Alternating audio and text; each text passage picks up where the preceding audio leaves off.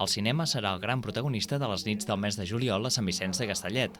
El municipi estrena el concurs Festival de Cinema Ter, que començarà aquest dijous a les 10 del vespre i s'allargarà fins al diumenge dia 28. La iniciativa surt de l'associació Art i Cultura i la intenció és oferir al públic una proposta cinematogràfica atractiva, mentre els autors de les obres tenen un espai on poder fer-les arribar al públic. El festival no ha començat i ja ha tingut una primera sorpresa positiva, i és que s'han presentat fins a 170 pel·lícules i curtmetratges. De 20 pel·lis que igual ens esperàvem 10 o 20, rebre 170 doncs, ha sigut overbooking, ens hem quedat de pedra. Pensàvem que rebríem, el que he dit, unes 10 o 20. I això ens ha donat forces per seguir, per fer un festival amb 40, però després fer un cineclub i projectar tot el que s'ha quedat fora de concurs, que a més les tenim en compte per si hi ha una segona edició, que la intenció és que n'hi hagi, però ara la resposta és del públic. De moment, la xifra d'obres presentades és molt bona. Ara falta tenir una bona resposta del públic.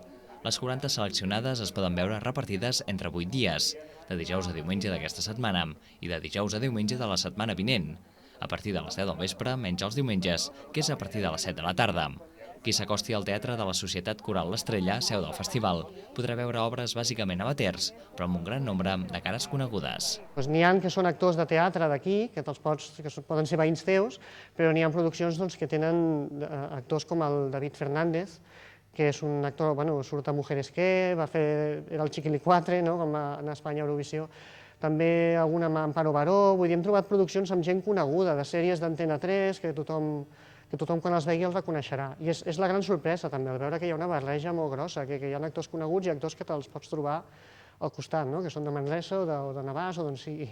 El festival compta amb el suport de l'Ajuntament de Sant Vicenç de Castellet i també atorgarà premis al millor llargmetratge, al millor curtmetratge, a part d'un reconeixement a millor actor, millor actriu, millor director i millor música.